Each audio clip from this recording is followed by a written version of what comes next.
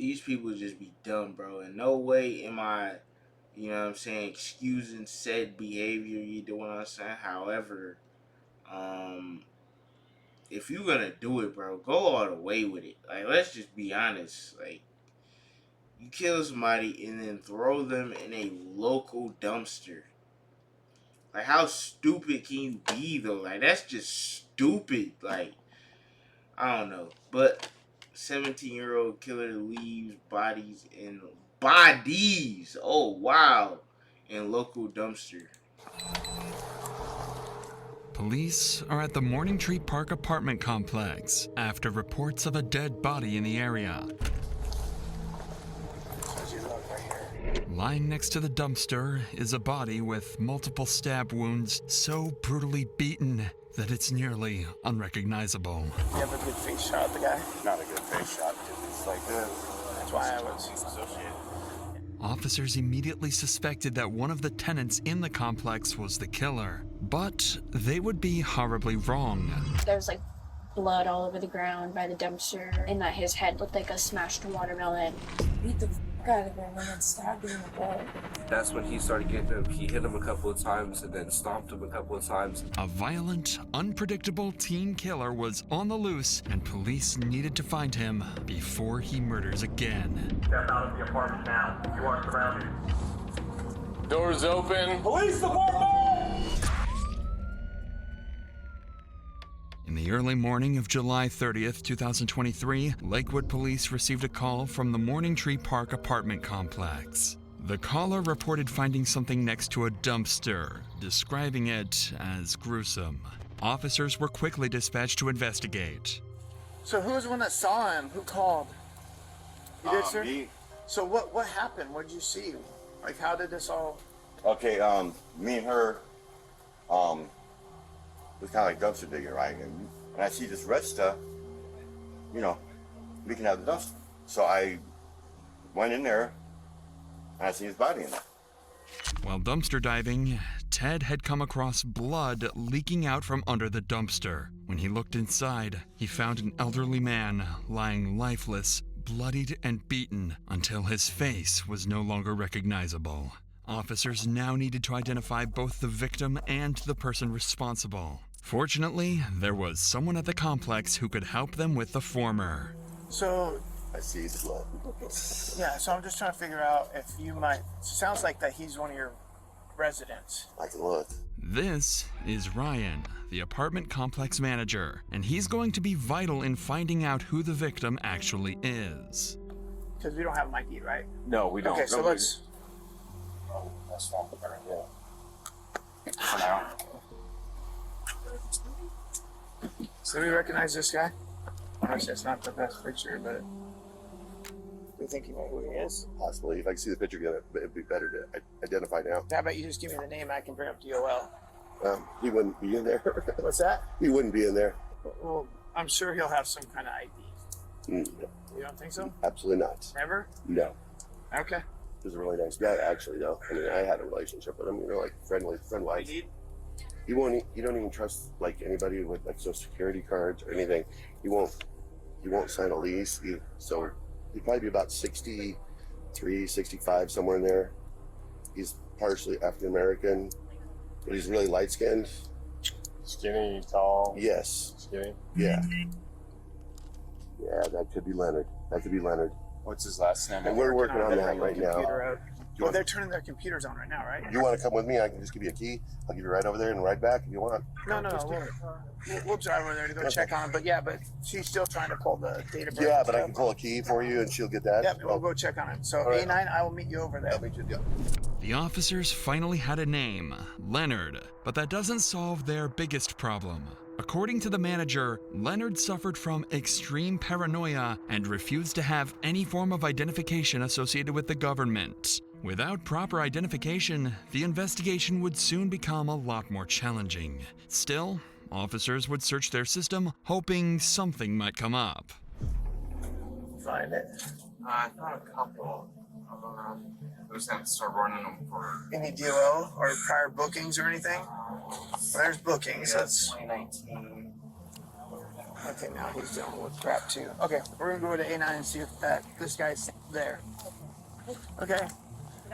So Megan, no, do you mind talking to my partner? He's the one that's primary. Okay. We're gonna go check that apartment that you gave us, make sure there's no one in there. But if you want to sit down and hang out, Okay. While officers continued searching the database for possible matches, others went to check the supposed victim's apartment. And with help from the manager, they quickly got the key.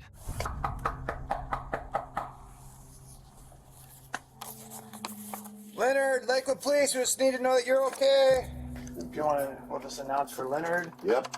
I could yell for him. No, both can. Go ahead. Hey, Leonard. Leonard. You're in here, let us know. After a quick look around the apartment, Leonard was nowhere to be found. At the same time, officers had just matched the victim's face to Leonard's image using police database. So there was no doubt now, the victim was 64-year-old Leonard Williams. Neighbors and staff described Leonard as a friendly and compassionate person. Although he often kept to himself, he was known to be extremely kind to fellow residents. But the investigation was far from over. Officers still had to determine who was behind the brutal attack and why. Back at the scene, one officer had discovered some crucial evidence that would bring the police one step closer to the killer. Okay, so if you walk that way, and actually, obviously it's dark at that hour, but if you walk that route that you just said, and somebody happened to shine their lights into the dumpster area, you would see him laying there. Was there any trash outside of the dumpster area, the path that you guys would have walked? This officer just picked up on something crucial. The area around the dumpster was extremely messy, and blood was leaking from it. Any person would have easily spotted that, let alone an officer.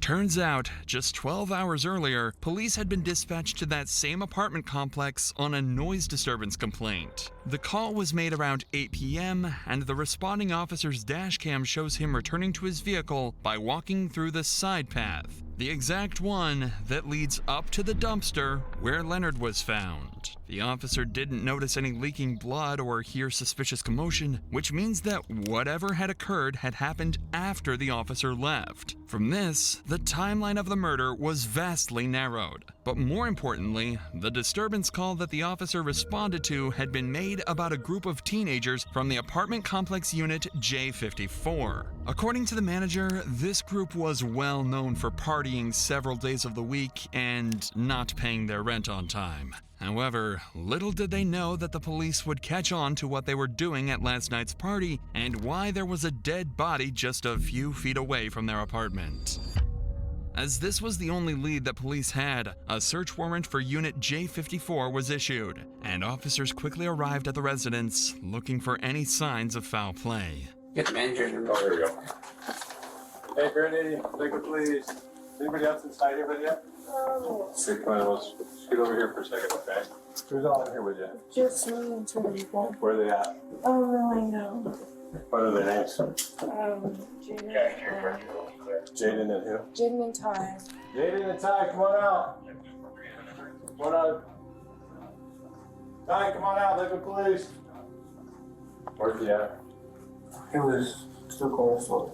What's that? He went to the corner store. You went to the corner store?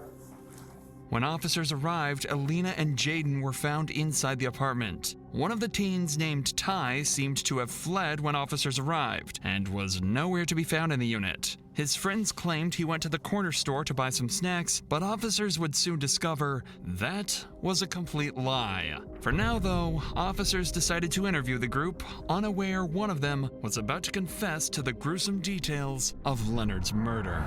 But before we continue, life can change in an instant. That's what happened in November 2021, when a father of two was tragically shot and killed while attending a pop-up party held at an Orlando business complex that lacked proper security. His grieving family needed help fighting for accountability, facing powerful property owners. They turned to the sponsors of Insanity.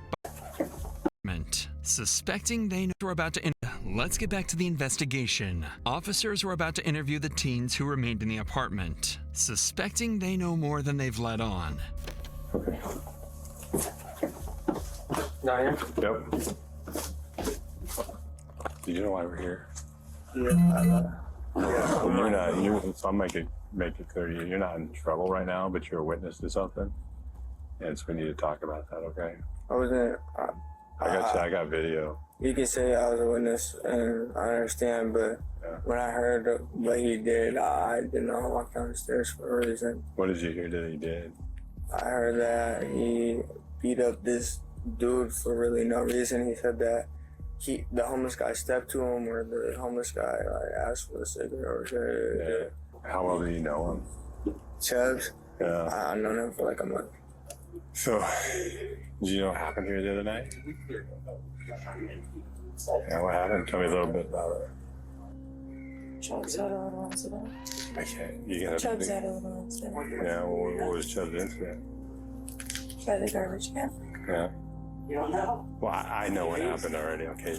Chubbs just would get mad, and people would say that he would do it, he wouldn't do it, and he'd just go on into do it. But So Chubbs definitely had an angry problem. yeah, when he drunk, he would get very violent. Okay. He would be very unhappy. The next thing you know, Chubbs flies open the door, and he looks at me, and he's got this smile on his face. He's like, I'm so sorry, but I did something really bad, and I made a big mistake, and I really didn't need to do it. And I go, what'd you do? And that's when his smile completely shut off. So I think he realized, like, he really just took somebody's life. And then he's like, I killed somebody outside. Did he tell you how he killed him? How did he? He beat the fuck out of him and then stabbed him in the throat.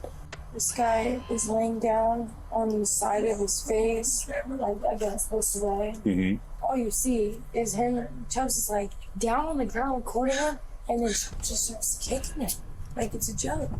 With these two new crucial statements, police now had two suspects at large, Chubbs and Ty, with their primary focus being on 17-year-old Brody Chubbs Brownell. According to Alina, Brody had 2 bottles of tequila and was also high on marijuana the previous night. Brody's focus being on 17-year-old Brody Chubbs. I got it yatted on me. Gang! Realize, dog. Holy shit. You know what I'm saying? You just know, bro, this dude got a screw loose. Oh my god. Nah, bro. Yeah, he did it. You can just tell, bro. Like, he just got that look, bro. Like, he's good. He might be good in jail, to be honest with you. He might be good. Yeah, he may get into a couple fights, but I think he may come out victorious in a couple of them. Either one on son. I ain't gonna lie, bro. Brownell.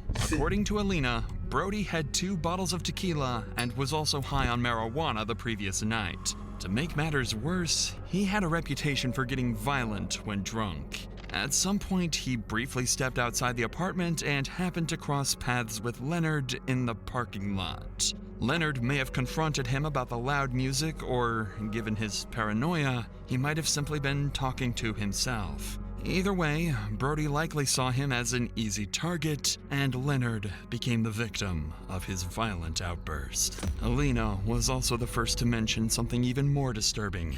Brody had recorded the entire thing on Snapchat.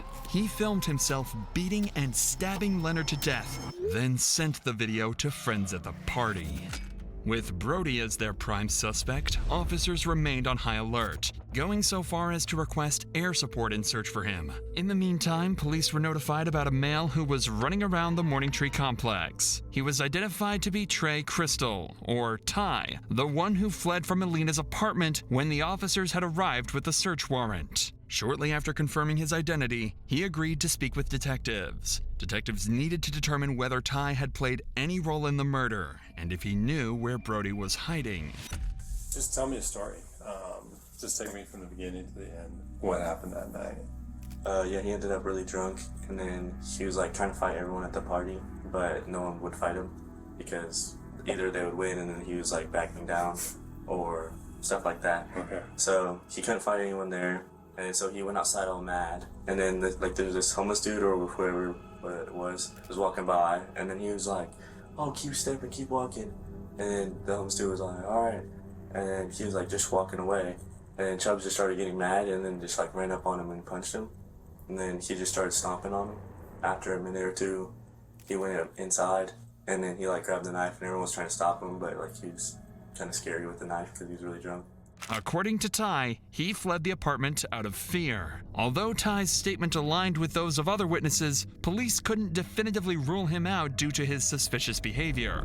But for now, their priority was finding Brody. While the search was still ongoing, officers interviewed everyone who knew Brody to find out where he might have fled, including two of his best friends, Miguel Ventura and Dakota Johnson. I ended up going, basically there was a party posted up that was over at one of our female friends' Britt's house, and eventually Chubbs, I guess he stormed outside. He got really upset. He was drinking 1800 at the time, like type of tequila. There was someone standing by the garbage cans, and he got really angry at him because I think they were staring at him. He just got closer to him, and I think the dude yelled something at him, and then he just started swinging on him. I get down the stairs, and then that's when he started getting him. He hit him a couple of times, and then stomped him a couple of times. And by that point, like it was too much. Like it was just a lot. I grabbed him by his chest and everything. I tried to pull him. Was there anybody else that was hitting the guy? Was there anybody else kicking him, hitting him, punching, stomping him? And you had text messages with him shortly after. Can you kind of explain to me about those text messages? It was like the day after he had done it. Okay. He did coke and he beat the crap out of this guy and killed him and stabbed him in the neck. And then there was like blood all over the ground by the dumpster, and that his head looked like a smashed watermelon. He told me that he tried to put him in the trash can himself, but he couldn't do it. So that's why he stabbed him in the neck. While officers continued interviewing witnesses, Brody had just been located hiding in his family home 40 minutes away in the city of Yelm. A SWAT team quickly descended on the residence, ready to take Brody down if he made any wrong move. All right, hey, you three? Yep. If there's people milling around up front, we're going to detain them right off the bat, so be ready to go hands as soon as they move up. They run or we're letting them run, right? Yeah. All right, we're capped. That team's rolling up.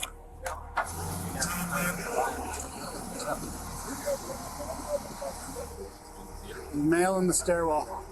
Dom, it's this first entryway right here on the right. Hey, move up. Move up. I want to be. In this situation, what would you do? Personally, bro, I'm going out guns blazing, bro. I'm being honest with you. Because you most likely going to get the death penalty. Most likely. If not the death penalty, bro, you're going to be in jail for life. So, personally, bro, I'm going out guns blazing, dog. I'm not about to go to jail for the rest of my life, bro. Let's see that door. Hey, let's bring it back here. No sense in standing out there. No sense in staying out there. There we go. All right, I got hands on her. Okay. You got cuffs? Yep. Okay. All right. All right, step this way. Just keep your hands up. I want you to set your phone and your drink on that little concrete barrier right there. You need a set? Yep, got it. Now I want you to step out to me. Come on. Put your hands on your head, flip around, face the building. Okay. We're good for right now. Down. We're just detaining one more. Hey, come down. Set it down right there. Now put your hands on top of your head and step over to me.